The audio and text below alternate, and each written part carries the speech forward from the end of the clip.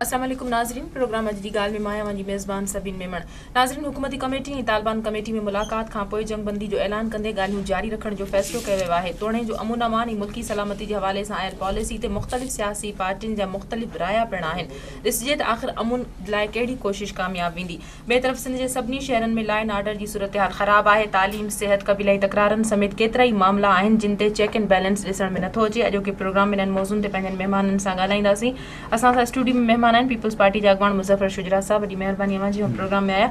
असांजा ॿिया महिमान आहिनि तहरीक इंसाफ़ जा अॻवान ज़ुबैर ख़ान साहब, बहुत शुक्रिया आपका प्रोग्राम में आए। मुज़फ़र साहब, पहिरीं मां तव्हां खां पुछणु चाहींदमि, अॼु हुकूमती कमेटी ऐं तालिबान कमेटी जो इजलास थियो आहे जंहिंमें जंगबंदी ते इतफ़ाक़ कंदे ॻाल्हियूं जारी रखण जो फ़ैसिलो कयो आहे। तव्हां सम्झो था त को नतीजा ख़ैर साबित थी सघंदियूं इहे ॻाल्हियूं? महिरबानी सभिनी, इहे बिल्कुलु बेकार ॻाल्हियूं आहिनि, कोई इन जो ख़र्चु कोन निकिरंदो।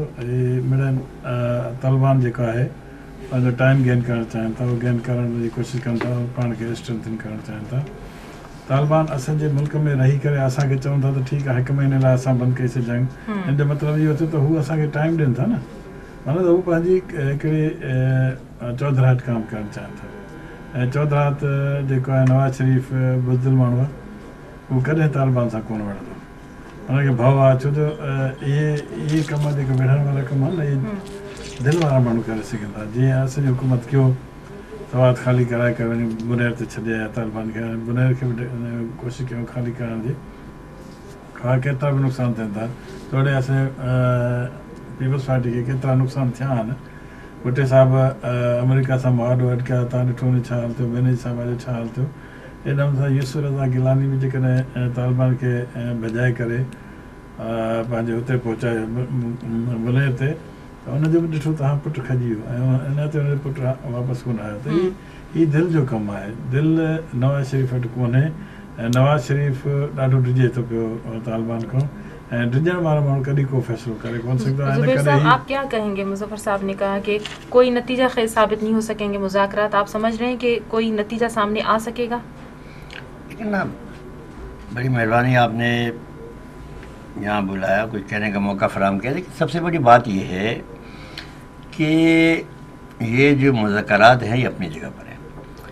पाकिस्तान में दरअसल ये एक बैनुक़ामी एजेंडा है और उस बैनुक़ामी एजेंडे के तहत से सारे मामला चल रहे हैं।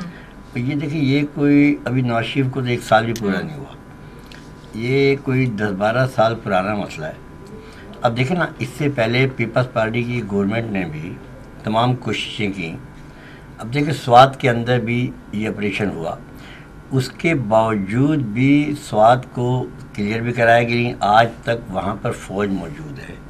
अभी तक वहाँ पर सिविलियन जो है ना, अभी तक वहाँ पे सही मानों में सिविलियन कंट्रोल नहीं हो सका। अब आप देखिए, दरअसल पाकिस्तान के अंदर आप ये देखें कि यहाँ पर रेवन डेविल से जैसे मामला, यहाँ तमाम बैनुक़ामी रा भी है, मोसाद भी है, तमाम गैर मुल्की एजेंसियाँ पाकिस्तान के अंदर, पूरे पाकिस्तान में मौजूद हैं। ज़रूरी नहीं है कि ये फाटा के अंदर मौजूद हैं या हमारे सिर्फ शुमाली वज़ीरिस्तान में मौजूद हैं, ये मतलब पूरे पाकिस्तान के अंदर फैला हुआ मसला है। तो अब इसे जो है, ये हल खाली मुज़ाकरात से हल नहीं होंगे। जब तक काबुल का मतलब ये हल नहीं होगा, उस वक्त तक पाकिस्तान के अंदर ये मामला ख़त्म नहीं होगा। देखिए, परवेज़ मुशर्रफ ने के दौर के अंदर जिस तरीके से यहाँ के मामलात रहे, पीपल्स पार्टी ने भी तमाम कोशिशें कर ली, ANP के दौर हुकूमत भी आपने देख लिया।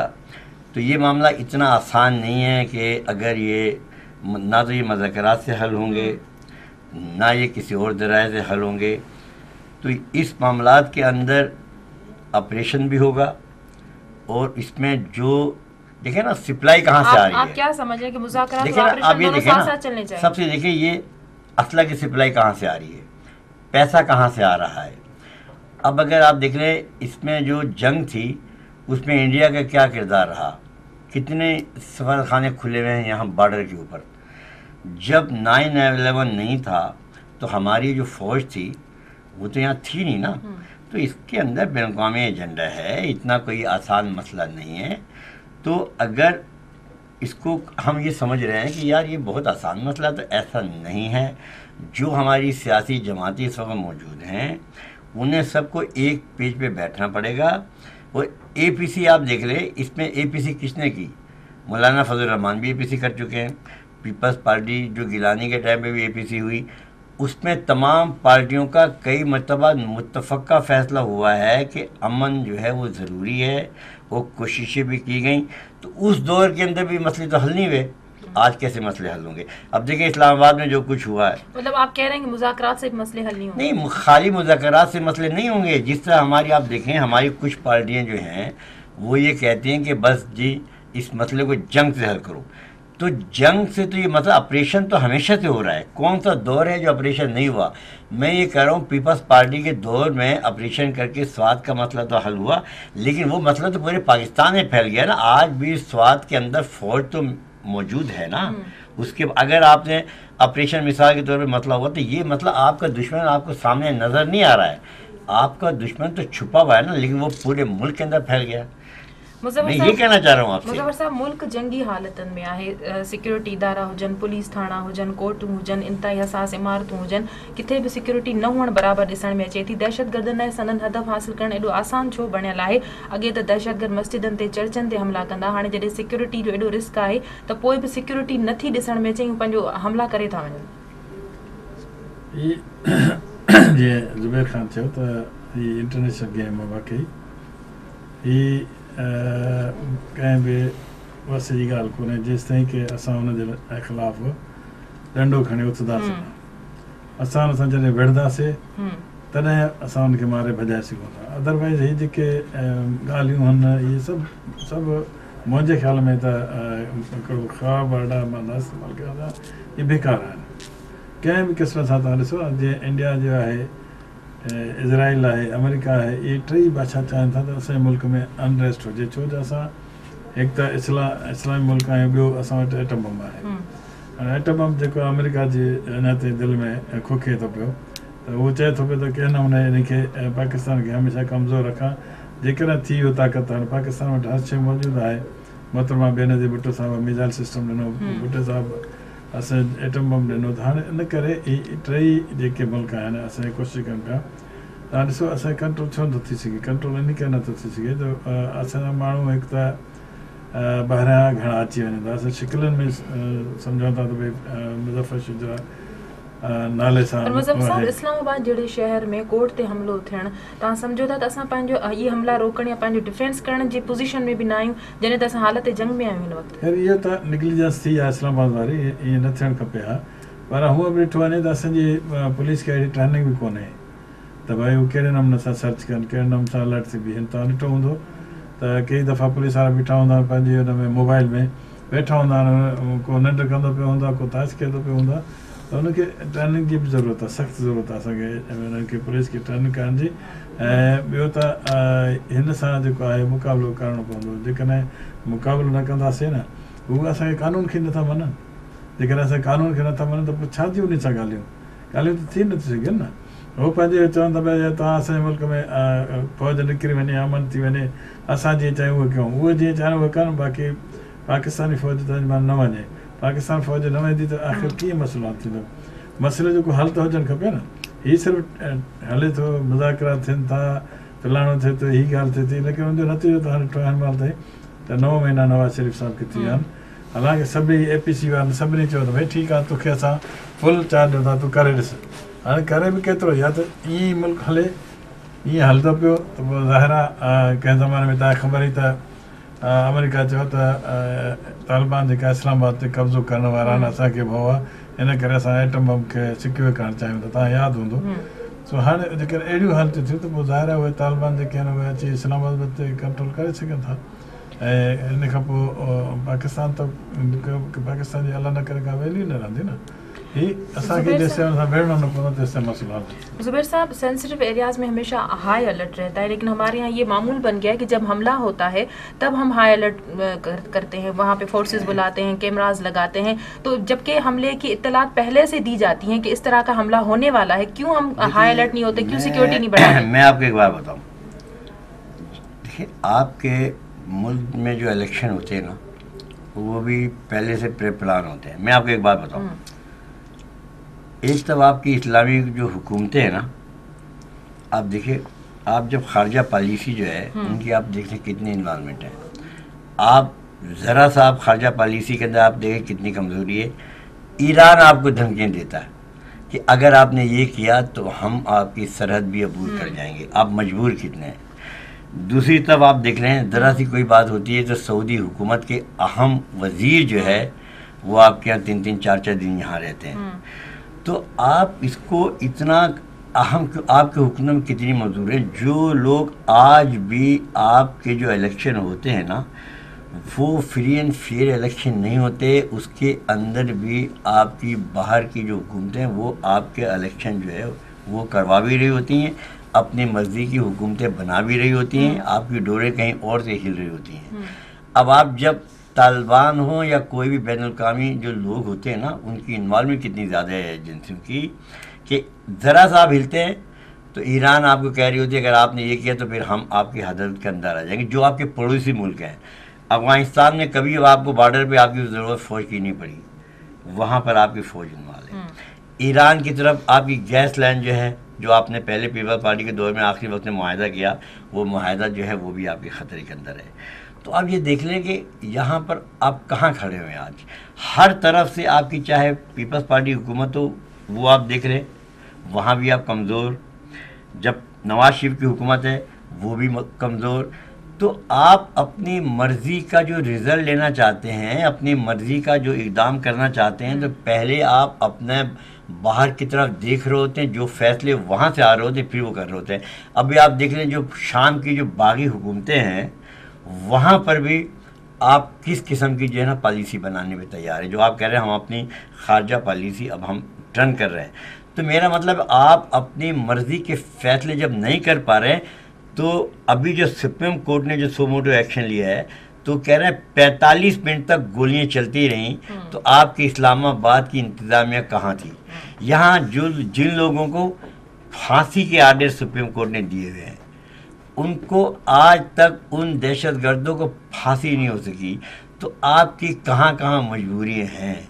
تو میرا مطلب ہے دہشت گردی کا آپ قانون بھی بتا رہے ہیں, آپ اس قانون پہ عمل بھی نہیں کر رہے ہیں, تو آپ کتنے بے بس و مجبور ہیں کہ آپ اپنے ملک کے اندر قانون پر عمل درآمد نہ پچھلی حکومتیں کر پا رہی ہیں نہ آج کر پا رہی ہیں. وہ آج آپ دیکھ رہے ہیں پرویز مشرف, جس طریقے سے پرویز مشرف کا کیس جا رہا ہے, ان کے وکلا یہ کس طریقے سے ڈھٹائی سے کہتے ہیں جی, کس طریقے سے آپ کو چینل پہ آ کے کس باتیں کرتے ہیں. اس کا مطلب ہے آپ کے پاس جو اس ملک میں جو آئین ہے اور قانون ہے نا اس کے اوپر نہ عمل درآمد ہو رہا ہے. تو جو عام دہشت گرد ہے نا تو وہ مزید بڑھتا جا رہا ہے. تو پوری حکومت دہشت گردوں کے سامنے نا بے بس اور مجبور نظر آ رہی ہے. تو یہ ساری چیزیں آپ کی خارجہ پالیسی فیل, آپ کی انٹر پالیسی فیل, اور اب ججوں تک کو اگر ٹارگیٹ کیا جا رہا ہے تو ہم کہاں کھڑے ہیں اس ملک کے اندر. یہ تو سوچیں آپ. پیپلز پارٹی جو ہمیشہ کلیئر موقف رہو ہے त ॻाल्हियूं कामयाब न थींदियूं ऑपरेशन कयो वञे, पर तव्हां सम्झो था त हाणे मुख़्तलिफ़ सियासी पार्टियुनि जा राया जेके आहिनि से विरहाइजी चुका आहिनि. सियासी पार्टियूं हिकु नुक़्ते ते गॾु कीअं थींदियूं? फ़र्क़ु आहे न, असां में ऐं ॿियनि में फ़र्क़ु आहे. असांजी हिकिड़ी क्लियर पॉलिसी आहे पाकिस्तान जे फेवर में, हमेशह मार बि खाधी अथसीं, पाकिस्तान लाइ मार खाधी अथसीं असां. त हुननि जी पॉलिसी जेका हूंदी आहे ॿिए नमूने हूंदी आहे. हीअ नवाज़ शरीफ़ केरु आहे? तालिबान जो माण्हू आहे न. जॾहिं नवाज़ शरीफ़ जो भाउ चए थो भई असांखे माफ़ु कयो, असांजे सूबे खे माफ़ु कयो, ऐं भली बाक़ी 3 सूबनि ते तव्हांखे जेको वणे कयो, असां वटि अची छुपो. लेकिन वञी हुते जेकॾहिं माण्हू ऐं उतां निकिरी अची सिंध में बलूचिस्तान में या सूबे सरहद में कार्रवाई करे वरी हलाए वञनि, या त गवर्नमेंट वटि इहो मुमकिन ई कोन्हे त सॼी हर बॉर्डर खे, सूबे सिंध जे बॉर्डर खे, सूबे सरहद जे बॉर्डर खे, सूबे बलूचिस्तान जे बॉर्डर खे सील कनि ऐं ॿाहिरि दुनिया खां बि सील कनि, पाकिस्तान खां बि सील कनि, त पोइ त इहे दहशतगर्दी रुकिजी सघे थी. पर हाणे इहा दहशतगर्दी रुकंदी कोन. इन करे जो सील छो नथो कयो वञे? जेकॾहिं सील करण सां दहशतगर्दी रुकिजे थी त कुझु एतिरी असां वसाइल जी घटि ताईं आहे न. वसाइल एतिरो हुजे 6 लख फ़ौज, 7 लख फ़ौज उते वेहिजी वञे बुनेर में या हेॾे फटा में, एॾी सां हिते प्लस 6-7 लख ॿिया वेहिजी वञे, त असां वटि एतिरा वसाइल. असां वटि सिंध में जिन रस्तनि तां एंट्रेंस थिए थी असां उन्हनि ते बि कंट्रोल न करे सघिया. ब्रेक जो वक़्तु आहे, ब्रेक खां पोइ उन ते ॻाल्हायूं. त नाज़रीन वक़्तु आहे ब्रेक जो, वठो न ब्रेक.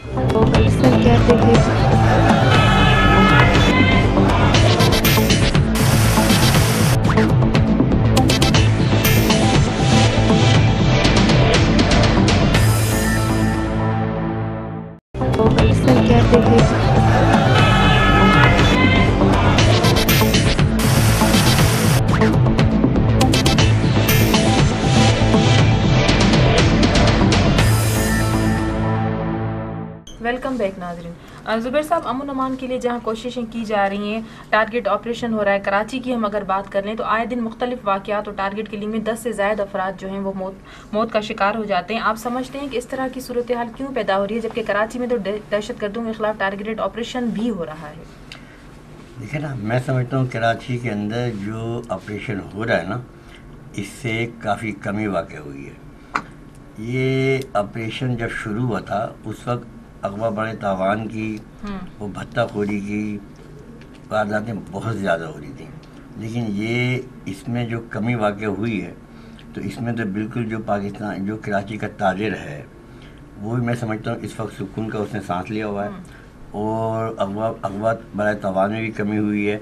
लेकिन मैं समझता हूँ इसमें सबसे ज़्यादा इसमें पुलिस की भी काफ़ी मतलब बहुत ज़्यादा इसमें पुलिस का भी नुकसान हुआ है, एजेंसियों का भी हुआ है, आवाम भी ताकि, लेकिन उसके बावजूद अभी तक जो रिज़ल्ट आने चाहिए थे वो नहीं आ सके। वजह देखें ना, जैसे आज सुप्रीम कोर्ट ने कहा कि अपने अस्करी विंग भी पार्टियों के अंदर मौजूद हैं। अच्छा, उसमें कुछ पार्टियों ने आपने देखा कि उन्होंने बहुत ज़्यादा इसमें कोशिश भी की कि ऑपरेशन बंद हो जाए, लेकिन ये बंद नहीं हुए। अच्छा, उसमें ज़ाहिर बात है इसका क्रेडिट पीपल्स पार्टी को भी जाता है, नून को भी जाता है, MQM को भी जाता है, लेकिन जाहिर बात है इसमें जिसमें ज़्यादा अच्छा इसमें नुकसान तो सियासी पार्टियों को हुआ भी है। अच्छा, लियारी के अंदर क्योंकि सिलसिला अभी भी जारी है, दूसरी जगह जारी है, लेकिन अब जाहिर बात है कुछ पार्टी इसमें बहुत ज़्यादा शोर मचा रही है इसको बंद करने के लिए। लेकिन हकीकत यह है कि अगर देखा जाए तो इसमें कराची के अंदर इतनी ज़्यादा टारगेट किलिंग के बावजूद, जैसा आप कह रही हैं 10 हो रही 12 हो रही हैं, लेकिन फिर भी मैं समझता हूँ इसका फ़ायदा हुआ। लेकिन अगर किसी प्रेशर के अंदर ये बंद हो गया तो मैं समझता हूँ इसका नुकसान कराची को बहुत ज़्यादा होगा। बंद तो नहीं होगा, हाँ, तो ये आखिर तक जाना, ऑपरेशन साल का अधिक अरसों में जारी रह सके, ऑपरेशन को आखिर तक पहुँचना चाहिए, वो ये जारी रहना चाहिए। लेकिन हो क्या रहा है, इसमें मुजरिमों को जिस हिसाब से सज़ाएँ मिलनी चाहिए अदालतों से, उस हिसाब से सज़ाएँ नहीं हो पा रही। अगर सही मानों में इनको सज़ाएँ मिलनी जाएँ, अदालतों में ये पेश हों और बराबर इनको, जो सबसे बड़ी चीज़ होता है क्या कि जो सही मानों में गवाहें हों, उनको तहफ़्फ़ुज़ फ़ज़ाइल हो, तो वो चीज़ अगर सामने आवाम के आए, उनके जुर्म सामने आने शुरू हो जाएँ, तो आवाम जो है ना बिल्कुल मुतमईन होंगे कि वाकई इन्होंने ये जुर्म किया था, इनके नाम सामने आ जाएँ, इनकी गवाहियाँ हों, तो आवाम भी मुतमईन हो जाएंगे कि यार वाकई ये, चाहे उसका ताल्लुक किसी पार्टी से भी हो। लेकिन ये लोग तो कहते हैं ना कि भाई हम लोग गिरफ्तारियां करते हैं, दिखाते हैं, लेकिन कोर्ट उन्हें आज़ाद करती है। नहीं, मकसद पता क्या है, एक खौफ है, जो गवाह हैं उनको उनको ये खौफ होता है कि मुजरिम जो है ना फिर मुजरिम होता है कि अगर ये छूट जाएगी तो ये हमारे ऊपर हमला करेंगे, तो उनका तहफ़्फ़ुज़ बड़ा ज़रूरी है। अगर गवर्नमेंट जो भी है वो उनको तहफ़्फ़ुज़ फराहम करे, लोगों का खौफ ख़त्म करे और उनको सज़ाएँ हों, उनका ताल्लुक़ किसी पार्टी से भी हो, और उनको अगर सही मानों में सज़ा हो जाए, तो मैं समझता हूँ ये कराची के ऊपर इस ऑपरेशन का सबसे ज़्यादा फ़ायदा होगा हमेशा के लिए। क्योंकि देखिए ये गंद आज की नहीं है, ये 20, 25, 30 साल का है। माजी में होता ये रहा है कि वो कारकुन या वो दहशतगर्द किसी भी पार्टी का हो तो वो छूट जाता था, उनकी ज़मानत हो जाती थी, दोबारा जुर्म फिर वो दोबारा करता था, तो लोग जो है अवाम उनसे खौफज़दा होते थे, दोबारा वो अपने इलाके में जाता था, लोग देखते थे यार इसने कत्ल भी किया, इसने जुर्म किया, दोबारा ये वापस आ गया, तो आवाम इसलिए खौफज़दा है। लेकिन अगर उनको सज़ाएँ हो जाएँ, जुर्म हो जाए, तो आवाम जो है उसके बाद उनको खौफ निकल जाएगा, तो आवाम खुद शेरों के सामने आ जाएंगे। ये अगर इस दफ़ा हो जाए कि उनको सज़ाएँ हों, वो बाहर ना आ सकें, तो ये तहफ़्फ़ुज़ चाहिए उनको सिर्फ। मुज़फ़्फ़र साहब, सिंध में धारनि जी आबादकारी हिकिड़ो वॾो मसइलो रहियो आहे। कराची में केतिरा अलॻि धारनि जी आबादकारी हुअण जो इंकशाफ थियो। उन खां पोइ हाणे ॾिसिजे त सिंध जे ॿियनि शहरनि में बि, हैदराबाद में ख़ासि आहे, सखर आहे, खैरपुर में बि धारिया ऐं मशकूक क़िस्म जे माण्हुनि जी मौजूदगी, उन्हनि जे रिहाइश जे हवाले सां इतला मिलनि था पिया त मुख़्तलिफ़ कारोबार करणु उन्हनि शुरू कया आहिनि। इन खे तव्हां कीअं था ॾिसो? ये गवर्नमेंट खे स्ट्रिक्ट हिन ते वठणु खपे। असां चवंदा आहियूं पार्टी जी मीटिंग्स में त भई गवर्नमेंट जेका आहे थोरो हिन में स्ट्रिक्ट थिए ऐं जेके ॿाहिरियां अचनि था पिया उन्हनि जे लाइ कुझु अहिड़ो क़दम खणे त उहे ॿाहिरियां जेके रुकिजी वञे। हिकु त छा आहे त अलाह जी महिरबानी सां सिंध हमेशह ख़ुशहाल रहियो आहे ऐं ख़ुशहाल आहे। हिते कमाई जा मौक़ा बि तमामु घणा आहिनि जो माण्हू अचनि था पिया हिते दुनिया मां असांजे माण्हुनि में थोरी करप्शन घणी आहे, इन करे उहे चाहे कहिड़ो बि इदारो हुजे हुन में करप्शन जे करे उहे माण्हू पैसा ॾेई करे अची वेहनि था पिया। मतिलबु तव्हां मञो था न करप्शन आहे कहिड़ो बि इदारो हुजे? इहा लिकल ॻाल्हि त कोन्हे, मञणु छो न खपे, जेकॾहिं आहे त मञणु खपे न। त हुनमें इहे जेकॾहिं थोरा घणा थी हुन मिस्टेक्स त मिस्टेक थियनि थियूं पियूं। भई धारनि जी जेका तव्हां ॻाल्हि कई आहे न, इहा त असांजे लाइ सिंध जे लाइ तमामु तबाही आहे। हिन लाइ असांजी हुकूमत खे बिल्कुलु सोचणु खपे ऐं हिन में स्ट्रांगली सोचणु खपे। छो जो तव्हां ॾिठो हूंदो त बंगाली असां वटि तमामु घणा आहिनि, असां अफ़गानी तमामु घणा आया आहिनि, असां वटि नेपाली तमामु घणा आहिनि। पर मुज़फ़र साहब, गैर क़ानूनी तौर माण्हू सिंध जे ॿियनि शहरनि में दाख़िल कीअं था थियनि? छा असांजे दाख़िली ख़ारिजी रस्तनि ते को चेकिंग जो को निज़ाम मौसर निज़ाम मौजूदु कोन्हे? पाकिस्तान न, ॾिसो पाकिस्तान हिकिड़ो मुल्क आहे, असां सूबो आहियूं। हाणे इहे असां कंहिं माण्हू खे झले नथा सघूं था ऐं पंजाब मां आया हो त हिते छो था अचो, या सूबे सरहद मां आया त हिते छो था अचो, इहे झलणु मुमकिन कोन्हे। पर इहे फ्री हैंड बि त नथो ॾेई सघिजे, इहो चेक एंड बैलेंस रखी थो सघे माण्हू किथां जा आहिनि, कहिड़ी ॿोली, जॾहिं त उहे उर्दू या सिंधी ॿोली ॻाल्हाईंदड़ बि कोन आहिनि। हा भली न हुजे न, उहे फ्री हैंड बि असां कोन ॾिनो अथसीं त भई फ्री हैंड। छा थो थिए त हिते जा माण्हू बि त असांजे इलाइक़े जा अहिड़ा आहिनि न जेको अची वेहे थो त असां हिकु त सिंधी असां क़ौम हिकिड़ा ॾाढा ऐं मशकूक क़िस्म जा माण्हू जिन जूं मशकूक सरगर्मियूं आहिनि, शकी क़िस्म जा माण्हू, त उन्हनि खे वेहण ॾियनि था न। गवर्नमेंट केतिरा दफ़ा ऐलान कयो आहे त भई जेको मशकूक माण्हू ॾिसो तव्हां घटि में घटि ॿियो कुझु नथा करे सघो त फ़ोन ते इतलाह ॾेई छॾो। रोज़ इहे शयूं रिपोर्ट थियनि थियूं, गवर्नमेंट जी नज़र मां इहे शयूं नथियूं गुज़रनि, रोज़ इहे शयूं रिपोर्ट थियनि। माण्हू उन्हनि खे जॻह ॾियनि था न। गवर्नमेंट चयो भई कंहिंखे किराएदार खे, जेकर किराएदार खे तव्हां ॾियो था जॻह, असां इंफॉर्म कयो थाणे खे ऐं थाणे खां परमिशन वठी करे पोइ ॾियो। ऐं जेके ईअं बिना परमिशन जे जॻहूं ॾियनि था उन्हनि ख़िलाफ़ गवर्नमेंट कहिड़ी कार्रवाई थी करे? अञा त कोन कई आहे, नथी करे न, अञा त कोन कई आहे, छो जो हिन में वॾो फसाद पैदा थी सघे। हिन करे गवर्नमेंट बि त हर ॻाल्हि में मजबूर हूंदी आहे न। थोरी थोरी ॻाल्हि ते मास्तरनि खे जेकॾहिं पनिशमेंट ॾिए थी त मास्तर स्ट्राइक था कनि, स्कूल बंदि था थियनि, वरी साॻिए ई असांजा पुराणी पार्टी वारा अचनि था ॾिसो हिन पीपुल्स पार्टी वारनि अहिड़ो ज़ुल्म किया है, तो असांखे थोरो सोचे समझी कदम करणो थो पए, हिन करे ही प्रॉब्लम। ज़ुबैर साहब, आप क्या कहेंगे गैर कानूनी तौर पे जो दूसरे इलाकों से जो लोग सिंध के दूसरे शहरों में आते हैं, मशकूक किस्म के लोग, मशकूक उनकी सरगर्मियाँ रिपोर्ट होती हैं, उनकी ज़बानें अलग हैं और उनकी गाड़ी पे जो नंबर प्लेट्स होती हैं वो भी नहीं लगी हुई। हैदराबाद में रिपोर्ट हुआ है कि 20 से ज़ायद रक्शा जिन पे कोई नंबर वगैरह नहीं है वो ऐसे ही चलते रहते हैं। नहीं, देखिए मैं आपको बताऊँ, पूरे पाकिस्तान के अंदर मैं समझता हूँ सबसे ज़्यादा अगर गैर कानूनी काम होते हैं ना, वो सिंध में हो रहे हैं या बलूचिस्तान के अंदर हो रहे हैं। यहाँ की जो स्टेट है ना, उसके अंदर सबसे ज़्यादा रिश्वत, पैसा, नौकरी बेचना, ये वो सबसे ज़्यादा हो रही है। वजह ये कि यहाँ जो MNA हैं या MP हैं, उन्हें इन तमाम चीज़ों की फिक्र ही नहीं है।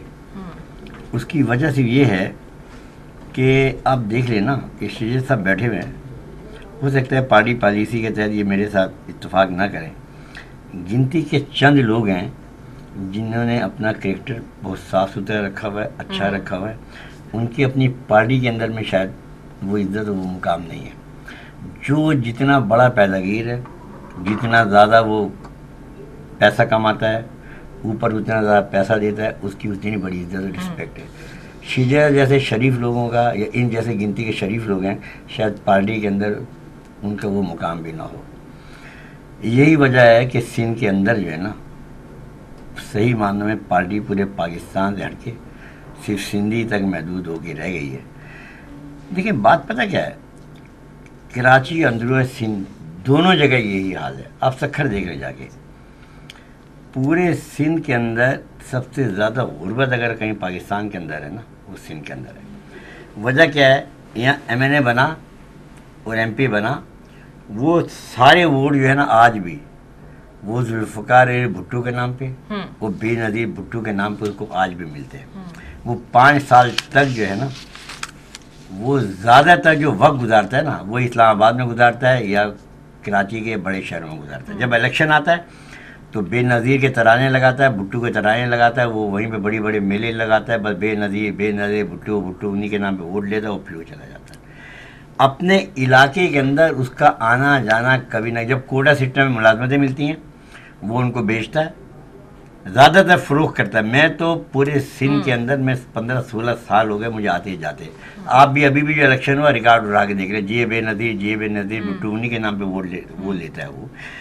تو ہوتا کیا ہے کہ اسی قسم کے وہ کام کر رہا ہوتا ہے. گنتی کے جو شریف لوگ عہدیدار ہیں نا، وہ جو M an A M P ہیں نا، وہ بیچارے صرف پارٹی پالیسی کے اوپر بھٹو کے تصویریں سینے سے لگائے ہوئے ہیں، بے نظیر کی تصویریں سینے سے لگائے ہوئے ہیں، وہ چل رہا ہے، وہ اسی حساب سے چل رہا ہے، لیکن اندر سے وہ مجبور ہے. مظفر صاحب، اساں وٹ فورسز ऐं सिक्योरिटी इदारनि जे लाइ हिकिड़ो वॾो बजट रखियो वेंदो आहे, वॾो मुल्की नाणो ख़र्च थिए थो, पर असां वटि सूरत हाल इहा आहे त जॾहिं हमला थियनि था त असां वटि CCTV कैमराऊं बि कमु नथियूं कनि, ऐं जेकॾहिं उन्हनि जे ज़रिए अॼु ताईं बि को मुजरिम पकड़िजी न सघियो आहे. इन ते तव्हां छा चवंदो?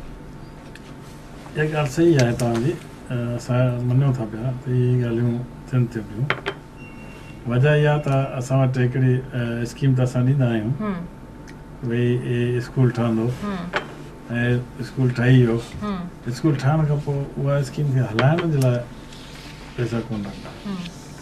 त CCTV कैमरा त लॻी वियो, हा उन्हनि जी बि का लिमिट हूंदी आहे. लिमिट खां पोइ जॾहिं ख़राबु थी वञे त हुन लाइ बजट कोन रखंदा आहिनि. बजट रखणु खपे त हुन में CCTV कैमरा हले. इन करे इहो फुक़दान थिए थो पियो. ऐं हिन में जेके बि असांजी सिक्योरिटी एजेंसीज़ आहिनि उहे नाकाम सिर वञी वञनि थियूं त भई हिकिड़ी CCTV कोताही कंहिंजी आहे? इहा प्लानिंग जी कोताही आहे. असांजे प्लानिंग डेवलपमेंट जे जेका आहिनि उन्हनि जी कोताही आहे त असां जेका शइ ठाहींदा आहियूं उनखे हलाइण लाइ का शइ कोन रखंदा आहियूं. असांजी मतिलबु असां सिर्फ़ु ॻाल्हियुनि ताईं महदूद आहियूं, प्लान्स त वॾा वॾा ॾियूं था, हुन ते अमल दरामद नथो थिए. अमल दरामद में गवर्नमेंट त कोशिशि कंदी आहे, पर जेका असांजी ब्यूरोक्रेसी आहे न उहा बि हिकिड़े उस्ताद क़िस्म जी ब्यूरोक्रेसी हूंदी आहे. उहे असांखे मतिलबु हिकिड़े प्लानिंग ते अहिड़े नमूने करे ॾींदा आहिनि त हीअं थींदो आहे हीअं थींदो, पर हुन में अॻियां हली करे उहा प्लानिंग में का न का डिफेक्ट थी वेंदो आहे. ब्रेक जो वक़्तु आहे, ब्रेक खां पोइ कंटिन्यू कयूं था. नाज़रीन, वक़्तु आहे ब्रेक जो, वठूं था ब्रेक.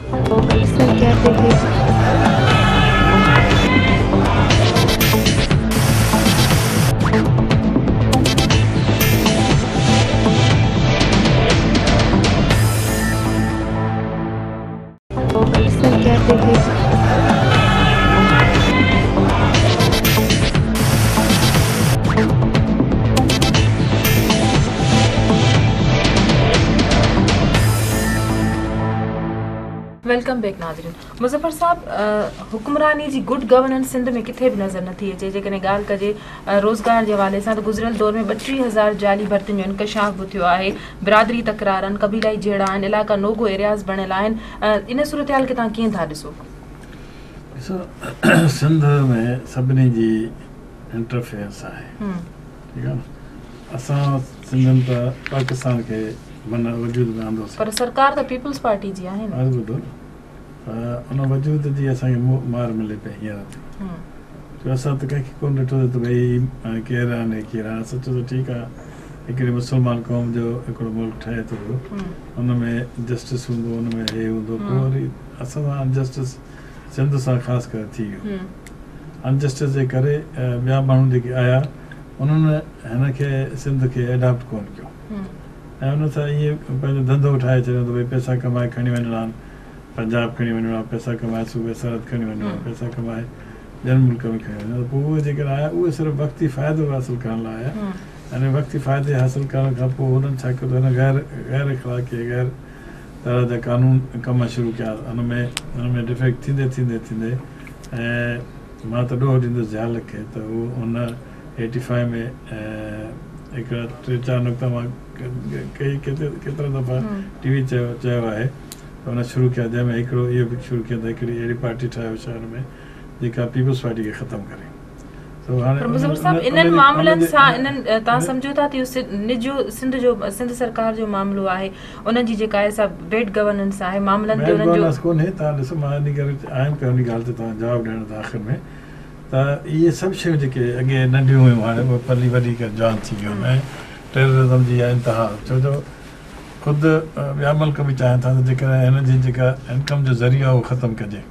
त कराची छो जो हब आहे असांजे इनकम जो, कराची में असां 70% पाकिस्तान खे रवीनो ॾियूं था. उनखे तबाह करण लाइ ये सभु हर बार थियनि पिया ऐं रोज़ानो जेको असांजी सिंध हुकूमत भले तव्हां चओ हिन में का ॻाल्हि कोन्हे त भई मुज़फ़्फ़र साहब टेररिज़म त हिकिड़ो अलॻि मामिलो आहे जंहिंखे सिंध जो आवाम पूरे मुल्क जो आवाम भोगे थो। पोइ तव्हां तालीम जी सूरत हाल ॾिसो, तव्हां सिहत जा मसइला ॾिसो, तव्हां जाली भर्तियुनि वारो इशू ॾिसो, तव्हां बलदियाती चूंडुनि जे हवाले सां ॾिसो, सिहत सफ़ाई किथे कुझु बि नज़र नथो अचे। तव्हांजी ॻाल्हि बिल्कुलु दुरुस्त आहे त इहे आहिनि, इहे ॻाल्हियूं आहिनि, पर मां इन जो जेको ज़िम्मेवार आहे पीपल्स पार्टी अकेली न आहे। इन जा ज़िम्मेवार असां जेका चवंदासीं त 33 साल त दहशतगर्दनि हुकूमत कई ऐं जेका डिक्टेटर हुकूमत कई त उन्हनि में इहे घणियूं शयूं पैदा थी वियूं। उन्हनि ॼाणी वाणी जीअं ज़ालक शुरू कयो, असां वटि धाड़ियल सिस्टम ज़ालक शुरू कयो ऐं जानू हाराई जेको हूंदो मेजर हूंदो उन पर सिंध सरकार त इहो बि चवे थी त इहे भर्तियूं जारी असां न कयूं पर असांजे दौर में थियूं।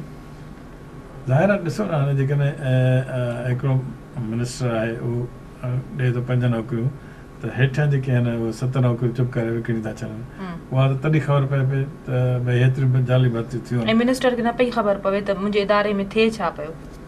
मिनिस्टर ईअं वेही कंहिं सेक्शन ऑफिसर वटि त कोन वेंदो आहे न। मिनिस्टर बि पंहिंजो कमु हलाइण लाइ कोशिशि कंदो आहे। उहो कंहिं मिनिस्टर खे का खपे त हू पंहिंजा हेठि महकमनि ताईं चकर लॻाइणु खपे। जेसिताईं पाण विजिलेंस न कंदो तेसिताईं इहा कमु ॾुखियो आहे ऐं इहे थिए थो पियो। ये तव्हांजी ॻाल्हि बिल्कुलु सही है। ज़ुबैर साहब, आप क्या कहेंगे सिंध के मुख्तलिफ इशूज़ पे अगर हम बात करें, आप तालीम का देख लें, निज़ाम तबाही की तरफ जा रहा है, आप सेहत की देखें, सहूलतें लोगों को नहीं मिल रही, बल्दियाती इंतखाबात के हवाले से देखें, कोई भी पार्टी इस पे मुत्तफिक नहीं है कि बल्दियाती इंतखाबात कराए जाएँ। एक दूसरे पे इल्ज़ाम बाजी है कि वो जो है पार्टी नहीं चाहती, ये पार्टी नहीं चाहती, लेकिन ये नहीं देख रहे कि सेहत सफाई का जो है निज़ाम किस तरफ जा रहा है। देखिए, मैंने आपसे पहले कहा कि सिंध के अवाम की सबसे बड़ी मजबूरी है कि सिंध के अंदर सही मानों में कोई भी पार्टी जो है उसने सही मानों में काम नहीं कर पाई, तो उसका बेनिफिट सिर्फ पीपल्स पार्टी को मिला। मैं आज भी आपसे कह रहा हूँ कि पूरे सिंध की दूसरी बड़ी पार्टी तहरीक इंसाफ की थी। मेरी सदारत के टाइम पे 3-3 हज़ार, मैंने इमरान खान के टाइम पे अभी यही तकरीर की, 3,000, 5,000, 10-10 हज़ार के जलसे सिंध में तहरीक इंसाफ के हुए हैं। तहरीक इंसाफ वो वाहिद पार्टी है जो सिंध के अंदर दूसरी बड़ी जमात है। और अगर इमरान खान साहब ने जिस तरह उमरकोट का जलसा किया, जैसे विसक्कर में जलसा किया, और इमरान खान ने कहा कि मैं सिंध के हर डिस्ट्रिक्ट में जाऊंगा, अगर इमरान खान साहब ने टाइम दिया तो सिंध की बड़ी पार्टी तहरीक इंसाफ बन सकती है। इसलिए कि बहुत बड़ा खला है, वो ये खला सिर्फ तहरीक इंसाफ पूरी कर सकती है। उसमें वजह क्या है कि सही मानों में जो पीपल्स पार्टी है, आप देख लें, सेहत का निज़ाम देख लें, जो आपने कहा बल्दियाती निज़ाम देख लें, सही मानों में काम सिंध के अंदर किसी पार्टी कोई कर सकती थी, पीपल्स पार्टी कर सकती थी, लेकिन पीपल्स पार्टी ने सही मानों में काम किया ही नहीं है। जो इनकी अच्छा, अब आप देखें ना, जो बल्दियाती निज़ाम है, अगर ये बल्दियाती इलेक्शन हो जाते हैं, ये पावर नीचे तक तकसीम हो जाता है, तो सारा निज़ाम बल्दियाती इदारे ही करेंगे ना। लेकिन अब वो पैसा जिस तरीके से तकसीम होने का सिस्टम बनाया है, तो वो सारा पैसा तो सेंटर में आके रुक जाएगा ना।